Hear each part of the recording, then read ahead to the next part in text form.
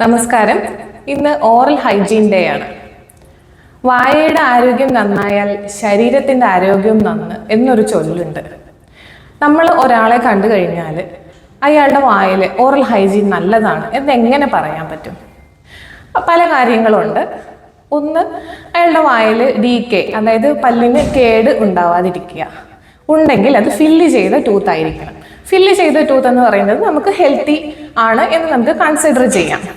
രണ്ട്, റൂട്ടീനായിട്ടുള്ള health procedures measurements എടുക്കുന്ന ആൾ, അതായത് നന്നായിട്ട് ബ്രഷ് ചെയ്യുക, രാവിലെയും രാത്രിയും മുടങ്ങാണ്ട് ബ്രഷ് ചെയ്യുക. പിന്നെ റുട്ടീനായിട്ട് എവറി 6 months ഡെന്റിസ്റ്റിനെ കൺസൾട്ട് ചെയ്യുക. ഇങ്ങനെയൊക്കെ ഉണ്ടെന്നുണ്ടെങ്കിൽ റുട്ടീനായിട്ട് നല്ല രീതിയിലാണ് അയാൾ വായിൽ ശ്രദ്ധിക്കുന്നത് എന്ന് പറയാൻ പറ്റും. വേറെ ഒന്ന്, മോണരോഗം ഉണ്ടാവാതിരിക്കുക. മോണ എങ്ങനെ ഹെൽത്തി ആണ് എന്ന് നമുക്കറിയാൻ പറ്റും. ആദ്യത്തെ കാര്യം, നമ്മൾ ബ്രഷ് ചെയ്യുമ്പോഴത്തേക്കും ബ്ലീഡിങ് വരാതിരിക്കുക. ബ്ലീഡിങ് ഉണ്ടെങ്കിൽ മോണയ്ക്ക് മോണരോഗമുണ്ട് എന്നാണ് അത് സൂചിപ്പിക്കുന്നത്. പിന്നെ ഭക്ഷണം കഴിക്കുമ്പോൾ പല്ലുകളുടെ ഇടയ്ക്കുള്ള വിടവിലേക്ക് ഭക്ഷണം കയറിയിരിക്കുന്നുണ്ടെങ്കിൽ അത് മോണരോഗത്തിൻ്റെ ഒരു സിംറ്റമാണ്. ബിക്കോസ് യൂഷ്വലി നമ്മുടെ പല്ലുകളുടെ ഇടയ്ക്ക് ഗ്യാപ്പ് ഉണ്ടാവാറില്ല. ഗ്യാപ്പ് ഉണ്ടാവണം എന്നുണ്ടെങ്കിൽ മോണ ഇറക്കം കാരണമാണ് ഇത് സംഭവിക്കുന്നത്. സോ അങ്ങനെ ഉണ്ടെന്നുണ്ടല്ലോ, ഭക്ഷണം കയറി ഇരിക്കുന്നുണ്ടെങ്കിൽ മോണരോഗമാകാം എന്ന് നിങ്ങൾക്ക് അതിനെക്കുറിച്ച് അറിയാൻ പറ്റും. എന്നിട്ട് നിങ്ങളൊരു ഡെന്റിസ്റ്റിനെ പോയി കൺസൾട്ട് ചെയ്യേണ്ടതാണ്. അപ്പം പിന്നെ നമ്മൾ സ്മോക്കിംഗ് ചെയ്യാൻ പാടില്ല. സ്മോക്കിംഗ് ചെയ്യുമ്പോൾ എല്ലാവർക്കും അറിയാവുന്നതാണ്, അത് സിവിയർ സ്മോക്കിംഗ് ആണെങ്കിൽ അത് ഓറൽ ക്യാൻസർ വരെ ഉണ്ടാവാനുള്ളൊരു കാരണമാണ്. ഇനി നമ്മൾ കുട്ടികളിലെ ഓറൽ ഹൈജീൻ എങ്ങനെ നമ്മൾ മെയിൻറ്റെയിൻ ചെയ്യണം എന്നതിനെക്കുറിച്ച് നമുക്ക് നോക്കാം. 6 വയസ്സിന് മുൻപ് വരെ, അതായത് 71 മാസം വരെ ഒരു കുട്ടിയുടെ വായിൽ ഏതെങ്കിലും പല്ല് ഡീക്കേയോ, ഏതെങ്കിലും പല്ല് ഫില്ലിംഗ് ഉണ്ടെങ്കിലോ, ഏതെങ്കിലും പല്ല് കേട് കാരണം നമ്മൾ എടുത്തു കളയോ ചെയ്തിട്ടുണ്ടെന്നുണ്ടെങ്കിൽ ആ കുട്ടീനെ നമ്മൾ സിവിയർ ഏർലി ചൈൽഡ്ഹുഡ് കാരീസ് എന്ന കാറ്റഗറിയിലേക്ക് നമ്മൾ മാറ്റും. പല മാതാപിതാക്കൾക്കും ഉള്ള ഒരു സംശയമാണ്, പാൽപ്പല്ലിൽ എന്തെങ്കിലും ട്രീറ്റ്മെൻറ്റ് ചെയ്യണോ? ആ പല്ല് കൊഴിഞ്ഞു പോകുന്നതല്ലേ, അതിനു വേണ്ടി നമ്മൾ ഈ ട്രീറ്റ്മെൻറ്റ് കോസ്റ്റ് കാര്യങ്ങൾ എല്ലാം ആലോചിക്കുമ്പോൾ പല പേരൻസും ചോദിക്കാറുണ്ട്. തീർച്ചയായിട്ടും കുട്ടികളിലെ പല്ല് നമ്മൾ സംരക്ഷിക്കേണ്ടതാണ്. അതിന് കാരണങ്ങളുണ്ട്, ഞാൻ പറഞ്ഞു തരാം. ഒന്ന്, പല്ല് നല്ലപോലെ കേടുവന്ന് എടുത്തു കളയേണ്ട ഒരു സാഹചര്യം വന്നാൽ കുട്ടിക്ക് ഭക്ഷണം നേരെ ചവച്ചരച്ച് കഴിക്കാൻ പറ്റില്ല. ഡൈജഷന് കാരണമാകും. പിന്നെ നല്ല വേദനയുള്ള പല്ല് ട്രീറ്റ്മെൻറ്റ് ചെയ്യാതിരുന്നിട്ടുണ്ടെങ്കിൽ ആ ഭാഗം ചവയ്ക്കാൻ ഉപയോഗിക്കാൻ പറ്റില്ല. ഇപ്പം നമ്മൾ അഡൾട്ട്സ് ആണെങ്കിൽ കൂടി വേദനയുള്ള പല്ലിൻ്റെ ഭാഗത്തേക്ക് നമ്മൾ ചവയ്ക്കില്ല. വേറെ ഒന്ന്, കേടുള്ള പല്ലുകൾ മുൻനിരയിലുണ്ടെന്നുണ്ടെങ്കിൽ നന്നായി ചിരിക്കാനായിട്ടുള്ള അവരുടെ കോൺഫിഡൻസ് നഷ്ടപ്പെടും.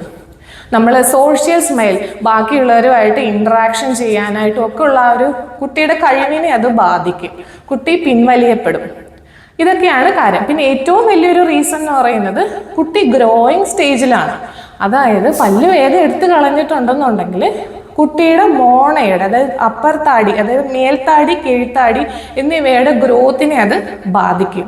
സോ ഇത്രയും കാര്യങ്ങളൊക്കെ നിങ്ങൾ മനസ്സിലാക്കിയിട്ടുണ്ടെന്നുണ്ടെങ്കിൽ ഒരിക്കലും ആരും ഇത് പല്ല് സംരക്ഷിക്കണോ എന്നുള്ളൊരു ചോദ്യം വരില്ല. സോ നിങ്ങൾക്കിത് മനസ്സിലായി എന്ന് വിചാരിക്കുന്നു. കുട്ടികളിലെ ഹെൽത്ത് നമ്മൾ എങ്ങനെ എന്തൊക്കെ കാര്യങ്ങൾ നമുക്ക് ശ്രദ്ധിച്ചാൽ കുട്ടിയുടെ വായ, പല്ലുകൾ എല്ലാം ഹെൽത്തി ആയിട്ട് നമുക്ക് കൊണ്ടുപോകാം എന്ന് നോക്കാം. ഒന്ന്, ഒത്തിരി സ്വീറ്റ്സ് കഴിക്കുന്ന ആളാണെങ്കിൽ അത് കുറയ്ക്കുക. ഒരിക്കലും ഒരു കുട്ടിയുടെ നാളെ തൊട്ട് ചോക്ലേറ്റ് കഴിക്കണ്ട എന്ന് പറയാൻ പറ്റില്ല. അതിപ്പോൾ ചില അഡൾട്ട്സിന് പോലും ചെയ്യാൻ പറ്റിയെന്ന് വരില്ല. അപ്പം നമ്മൾ എന്ത് ചെയ്യണം? ഇപ്പോൾ 5 ചോക്ലേറ്റ്സ് ഒരു ദിവസം കഴിക്കുന്ന കുട്ടിയാണെന്നുണ്ടെങ്കിൽ അതൊരു റെഡ്യൂസ് ചെയ്തിട്ടൊരു 3 ചോക്ലേറ്റ്സ് ആക്കാം. അങ്ങനെ ഗ്രാജുവലി വേണം അത് കുറയ്ക്കാനായിട്ട്. ഓൾസോ നമ്മൾ സ്വീറ്റ്സ് കൊടുക്കുമ്പോൾ സ്റ്റിക്കി ആയിട്ടുള്ള സ്വീറ്റ്സ്, ചില ക്യാൻഡീസ് ഒക്കെ ഉണ്ട്, പല്ലിൽ ഒട്ടിപ്പിടിച്ചിട്ട് റിമൂവ് ചെയ്യാനായിട്ട് ബുദ്ധിമുട്ടായിരിക്കും. അങ്ങനെയുള്ള ചോക്ലേറ്റ്സ് മാക്സിമം, ഒത്തിരി കേടുള്ള കുട്ടിയാണെങ്കിൽ അങ്ങനെ കൊടുക്കാതെ ഇരിക്കുക. പിന്നെ സ്വീറ്റ്സ് കൊടുക്കുന്നുണ്ടെങ്കിൽ നമ്മൾ മെയിൻ മീൽസിൻ്റെ കൂടെ കൊടുക്കുക. രാവിലത്തെ ബ്രേക്ക്ഫാസ്റ്റിന് കൂടെയോ ലഞ്ചിൻ്റെ കൂടെയോ അത് ഭക്ഷണം കഴിച്ചിട്ട് ഉടനെ തന്നെ കൊടുക്കുക. ഈ പറയുന്നതിൻ്റെ ഒരു കാരണമുണ്ട്. ബിക്കോസ് നമ്മൾ ഭക്ഷണം കഴിച്ചിട്ട് കുറച്ച് കഴിയുമ്പോൾ തന്നെ നമ്മുടെ വായിൽ pH മാറും. ഇത് നോർമൽ pHലേക്ക് ആവണം എന്നുണ്ടെങ്കിൽ ഒരു 20 മിനിറ്റ് എങ്കിലും എടുക്കണം. അപ്പം സപ്പോസ് ഒരു കുട്ടി ഭക്ഷണം കഴിച്ചു, അരമണിക്കൂർ കഴിഞ്ഞ് വീണ്ടും സ്വീറ്റ്സ് കഴിച്ചു, അങ്ങനെ പോവുകയാണെങ്കിൽ ഒരിക്കലും pH നോർമലിലേക്ക് തിരിച്ചു വരില്ല. അപ്പം കുട്ടിയുടെ വായിൽ pH കുറഞ്ഞിട്ട് ആസിഡിറ്റി ഉണ്ടായിട്ട് പല്ലില് കേടുവരും. സോ ഇതൊന്ന് പ്രത്യേകം ശ്രദ്ധിക്കുക. നിങ്ങൾ കൊടുക്കുന്നുണ്ടെങ്കിൽ മെയിൻ മീൽസിന്റെ കൂടെ തന്നെ കൊടുക്കുക. പിന്നെ എപ്പോഴും സ്വീറ്റ്സ് ചോക്ലേറ്റ്സ് ഒക്കെ കഴിച്ചു കഴിയുമ്പം ബ്രഷ് ചെയ്യിപ്പിക്കുക. Especially night brushing is very very important. Brush ചെയ്യാതെ കിടക്കുകയാണെന്നുണ്ടെങ്കിൽ ബാക്ടീരിയാസിന് ആ പല്ലിൽ ചോക്ലേറ്റ്സോ അങ്ങനെ എന്തെങ്കിലും പറ്റി പിടിച്ചിരിക്കുന്ന ഭക്ഷണം ഉണ്ടെങ്കിൽ ബാക്ടീരിയ ആക്ട് ചെയ്തിട്ട് പെട്ടെന്ന് കേടുവരാനുള്ളൊരു സാധ്യതയുണ്ട്. പിന്നെ കുട്ടികളെ കൊണ്ട് ഫ്ലോസ് ചെയ്യിപ്പിക്കുക. അതായത് തീരെ കുഞ്ഞു കുട്ടിയാണെങ്കിൽ നമുക്ക് ചെയ്യാൻ പറ്റില്ല, മാതാപിതാക്കൾക്ക് തന്നെ ഒന്ന് ബ്രഷ് ചെയ്യിപ്പിക്കാൻ, അവരെ കൊണ്ട് ബ്രഷ് ചെയ്യിപ്പിക്കുക. അതിനുശേഷം നിങ്ങൾ ഒന്നും കൂടി ബ്രഷ് ചെയ്യിപ്പിക്കുക. ഫ്ലൂറിഡേറ്റഡ് ആയിട്ടുള്ള ടൂത്ത് പേസ്റ്റുകൾ യൂസ് ചെയ്യാം. 4 ഇയേഴ്സിൽ താഴെയുള്ള കുട്ടികൾക്ക് ഫ്ലൂറൈഡ് ഉള്ള ടൂത്ത് പേസ്റ്റുകൾ കൊടുക്കാതിരിക്കുന്നതാണ് നല്ലത്.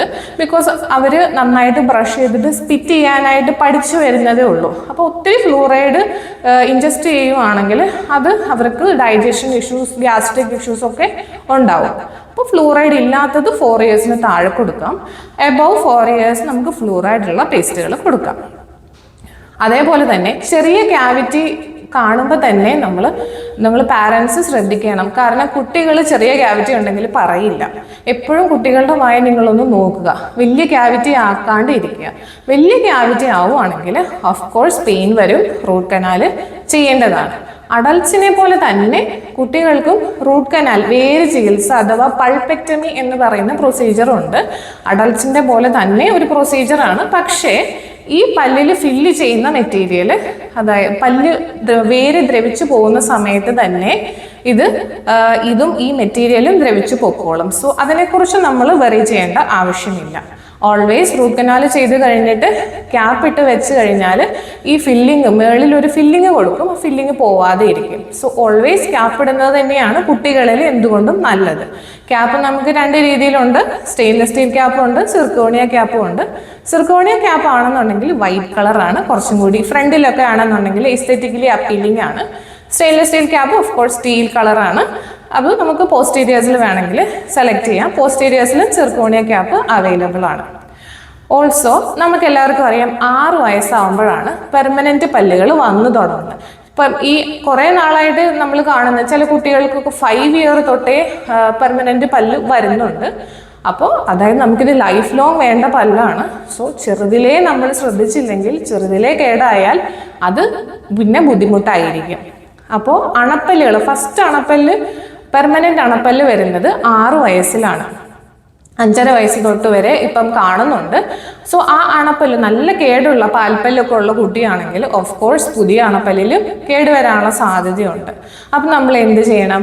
കേടുവരാതിരിക്കാനുള്ള കുറച്ച് പ്രിവെൻറ്റീവ് ആയിട്ടുള്ള കാര്യങ്ങളുണ്ട്. ഒന്ന്, നമ്മൾ സീലന്റ് ആപ്ലിക്കേഷൻ എന്ന് പറഞ്ഞൊരു ആപ്ലിക്കേഷൻ ഉണ്ട്. അതൊരു ഫ്ലോബിൾ ആയിട്ടുള്ള ഒരു സിമെന്റ് ആണ്. അത് നമ്മൾ കേടുവരുന്ന ഭാഗത്ത് അപ്ലൈ ചെയ്യുക. ഇതിൽ ഡ്രില്ലിങ്ങും കാര്യങ്ങളും ഒന്നുമില്ല. ഈ സിമെന്റ് ജസ്റ്റ് അപ്ലൈ ചെയ്താൽ മാത്രം മതി, അവിടെ പിന്നെ കേടുവരില്ല. വൺസ് നിങ്ങൾ സീലന്റ് അപ്ലൈ ചെയ്ത് കഴിഞ്ഞാൽ എവറി 6 to 8 months കൂടുമ്പോഴത്തേക്കും സീലന്റ് അവിടെ ഉണ്ടോ, ഇൻടാക്റ്റ് ആണോ, പോയിട്ടുണ്ടെങ്കിൽ വീണ്ടും സീലന്റ് വന്ന് ഫില്ല് ചെയ്യേണ്ടതാണ്. പിന്നെ ഒത്തിരി കേടുള്ള കുട്ടികൾക്ക് നമുക്ക് റീമിനറലൈസിങ് ടൂത്ത് പേസ്റ്റുകൾ കൊടുക്കാം. നമുക്കറിയാം കേട് വരുമ്പോൾ ആദ്യം അത് വൈറ്റ് സ്പോട്ട് ആയിട്ടാണ് കാണുന്നത്. പിന്നെ അത് ചേഞ്ച് ചെയ്ത് യെല്ലോ സ്പോട്ട് ആവും. അത് നമ്മൾ മൈൻഡ് ചെയ്യാതെ വിട്ട് കഴിഞ്ഞാലാണ് അത് വലിയൊരു ക്യാവിറ്റി, ബ്രൗൺ കളർ ആവും, പിന്നെ ബ്ലാക്ക്, പിന്നെ ഒരു ക്യാവിറ്റി ആവും. അങ്ങനെയാണ് അതിൻ്റെ പ്രോസസ്സ് വരുന്നത്. അപ്പം ഈ വൈറ്റ് തൊട്ട് യെല്ലോ സ്പോട്ട് വരെ വരുന്ന സമയത്ത് നമുക്ക് ഈ റീമിനറലൈസിങ് പേസ്റ്റുകൾ അപ്ലൈ ചെയ്തിട്ടുണ്ടെങ്കിൽ അത് ക്യാവിറ്റിയിലേക്ക് പോകാണ്ടിരിക്കും. അവിടെ നഷ്ടപ്പെടുന്ന മിനറൽസ് നമുക്ക് തിരിച്ച് കിട്ടും. ഓൾസോ ഇതേപോലെ തന്നെ പേസ്റ്റിന് പകരം റീമിനറലൈസിങ് ടൂത്ത് ക്രീംസ് ഉണ്ട്. അത് ഈ തീരെ ചെറിയ 1.5-2.5 വയസ്സുള്ള കുട്ടികൾക്കൊക്കെ നല്ലപോലെ പല്ലിന് കേട് വരുന്ന കുട്ടികൾക്ക് രാത്രിയിൽ കിടക്കുമ്പം കയ്യിൽ ജസ്റ്റ് ഒരു ഓയിൻമെൻറ്റ് പോലെ നമ്മൾ വെച്ചിട്ട് എവിടെയാണോ പ്രശ്നമുള്ളത് അവിടെ അപ്ലൈ ചെയ്ത് കൊടുക്കുക. രാത്രിയിൽ ഉറങ്ങുമ്പോൾ ചെയ്താൽ മതിയാകും. സോ അത് വായിലിരുന്നാലും നമുക്ക് പ്രശ്നമൊന്നുമില്ല. അപ്പം there is an option of remineralising toothpaste എന്ന് കൂടി മനസ്സിലാക്കുക. ഇത്രയും കാര്യങ്ങളൊക്കെയാണ് നമുക്ക് ശ്രദ്ധിക്കാനുള്ളത്. എസ്പെഷ്യലി രാത്രിയിൽ ബ്രഷിങ് ശ്രദ്ധിക്കുക. ഇത്രയും കാര്യങ്ങൾ ചെയ്തു കഴിഞ്ഞാൽ നിങ്ങളുടെ കുട്ടിയുടെ ഓറൽ ഹൈജീൻ നന്നായിരിക്കും. നന്നായി ബ്രഷ് ചെയ്യൂ, നന്നായി നല്ല ഹെൽത്തി ഫുഡ് കഴിക്കൂ. അപ്പോൾ നിങ്ങൾക്കൊരു നല്ല പുഞ്ചിരി സ്വന്തമായിരിക്കും.